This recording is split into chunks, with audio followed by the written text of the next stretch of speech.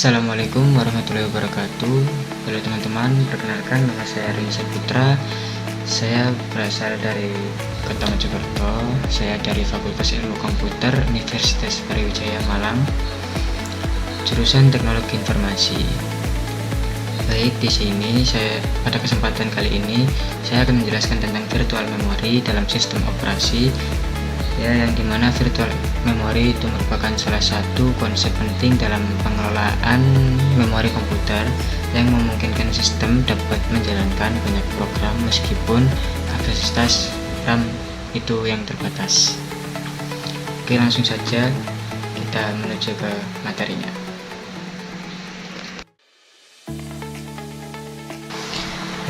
Oke, untuk yang pertama yaitu adalah apa itu virtual memory.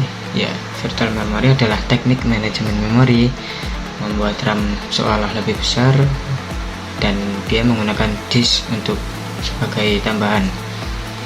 Virtual memory ini adalah teknik dalam sistem operasi yang memungkinkan komputer menggunakan sebagian ruang pada hard disk sebagai memori tambahan. Dengan adanya virtual memory, sistem dapat menjelaskan program yang membutuhkan memori lebih besar dari kapasitas RAM yang tersedia. Sistem operasi akan memindahkan sebagian data dari RAM ke disk ketika memori hampir penuh. Contoh, misalnya komputer yang memiliki RAM 4 GB, tetapi kita membuka banyak aplikasi sekaligus. Virtual memory membantu agar aplikasi tersebut tetap dapat berjalan tanpa langsung menutup program. Lalu untuk selanjutnya, mengapa harus virtual memory? Ya, karena RAM memiliki kapasitas terbatas, lalu program makin besar dan kompleks, dan banyak proses yang berjalan bersamaan. Seiring berkembangnya teknologi, aplikasi yang kita gunakan semakin besar dan membutuhkan lebih banyak memori. Namun kapasitas RAM pada komputer tetap terbatas. Selain itu, pengguna biasanya menjalankan beberapa program sekaligus seperti browser, aplikasi Office, dan media player. Nah, itu hal ini menyebabkan kebutuhan memori meningkat sehingga diperlukan mekanisme seperti virtual memory. Contoh seperti kita saat membuka banyak tab di browser, komputer bisa menjadi lambat karena penggunaan memori itu meningkat. Lalu untuk selanjutnya, di sini cara kerja virtual memory. Yang pertama, ada RAM yang menyimpan data aktif, lalu ada disk yang menyimpan data sementara, kemudian ada data dipindahkan sesuai kebutuhan. Virtual memory ini bekerja dengan cara memindahkan data yang jarang digunakan dari RAM ke disk. Dengan begitu, RAM dapat digunakan untuk menyimpan data yang sedang aktif digunakan oleh program. Proses ini dilakukan secara otomatis oleh sistem operasi tanpa disadari oleh pengguna. Contohnya saat kita berpindah dari satu aplikasi ke aplikasi lain, data aplikasi yang tidak digunakan sementara bisa dipindah ke disk tersebut. Untuk slide selanjutnya, yaitu di virtual memory ini ada on-demand paging, yang dimana halaman dimuat saat dibutuhkan, lalu tidak semua data langsung ke RAM dan menghemat penggunaan memori. On-demand paging ini adalah teknik dalam virtual memory yang dimana halaman memori hanya dimuat ketika benar-benar dibutuhkan oleh proses. Nah, dengan cara ini sistem tidak perlu memuat seluruh program ke dalam RAM sekaligus sehingga penggunaan memori menjadi lebih efisien. Contohnya saat kita membuka aplikasi, hanya bagian utama yang dimuat terlebih dahulu. Bagian lain akan dimuat ketika kita mengakses bagian tersebut. Nah, untuk on-demand paging yang page fault yang terjadi ketika halaman tidak ada di RAM, lalu sistem mengambil halaman dari disk dan halaman dimasukkan ke RAM. Jika suatu program membutuhkan halaman memori yang belum ada di RAM, maka terjadi page fault. Ya, sistem operasi kemudian akan mengambil halaman tersebut dari disk yang memuatnya ke RAM agar dapat digunakan oleh program. Contohnya saat membuka fitur baru pada aplikasi, sistem harus mengambil data tambahan dari disk tersebut. Lalu selanjutnya ada copy on write, yang dimana pengertian berbagi halaman memori, lalu membuat salinan saat data diubah. Manfaatnya menghemat penggunaan memori, meningkatkan efisiensi sistem. Copy on write ini adalah teknik yang digunakan untuk menghemat memori ketika beberapa proses menggunakan data yang sama. Pada awalnya proses akan berbagi halaman memori yang sama. Jika salah satu proses mengubah data tersebut, maka sistem akan membuat salinan halaman baru. Contohnya pada sistem operasi Linux, teknik ini sering digunakan saat proses fork.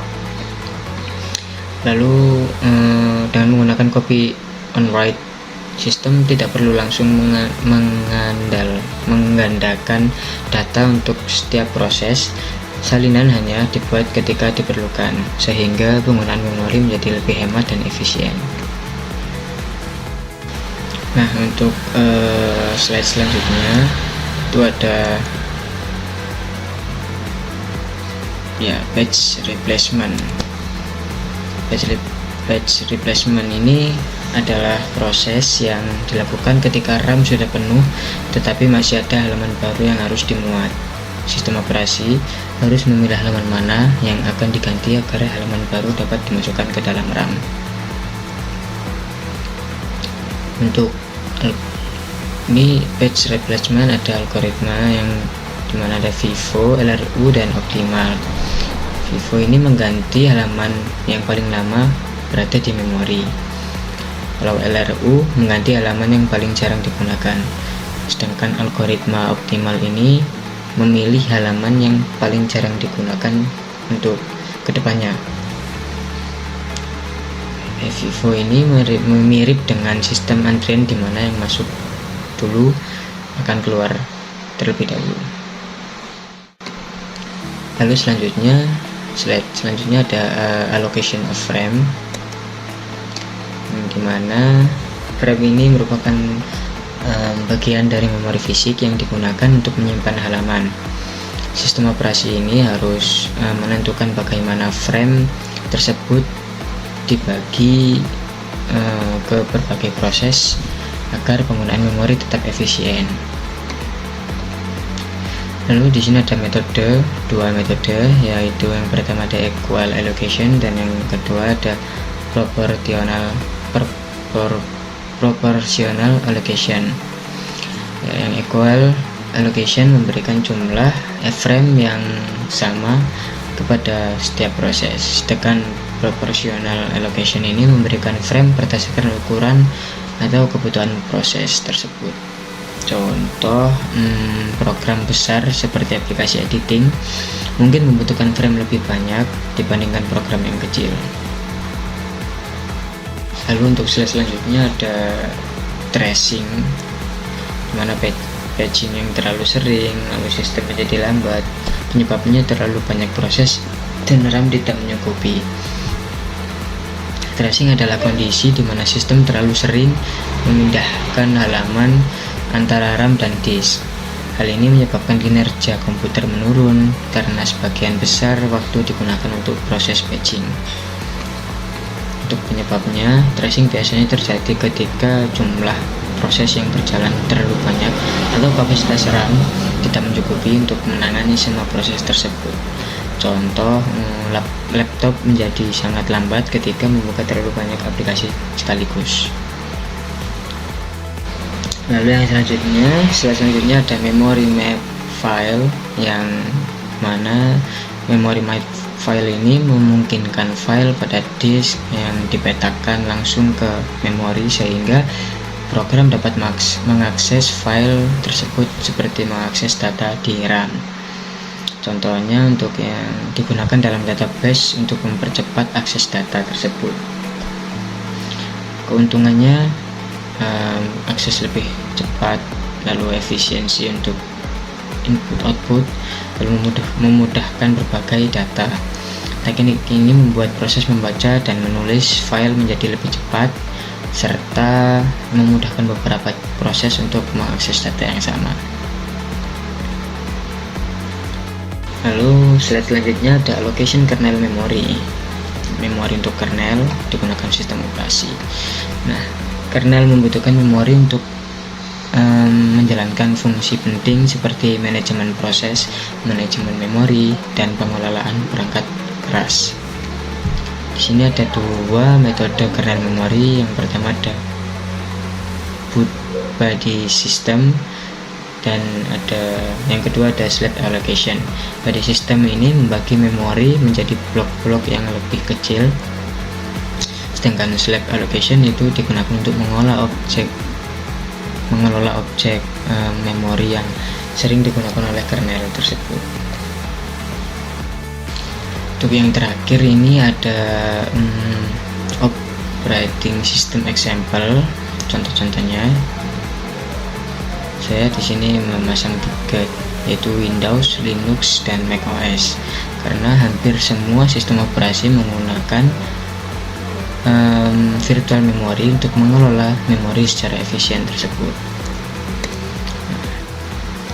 Kesimpulan dari semuanya yaitu adalah virtual memory merupakan komponen penting dalam sistem operasi yang membantu komputer mengelola memori dengan lebih efisien sehingga banyak program dapat dijalankan secara bersamaan. Intinya, virtual memory ini sangat penting karena membantu efisiensi memori dan mendukung multitasking. Baik, demikian penjelasan dari saya tentang virtual memory. Semoga materi ini bisa membantu dan menambah pemahaman kita tentang bagaimana sistem operasi mengelola memori dengan lebih efisien. Ya, kurang lebihnya saya mohon maaf. Terima kasih atas perhatiannya. Saya tutup. Wassalamualaikum warahmatullahi wabarakatuh. Bye.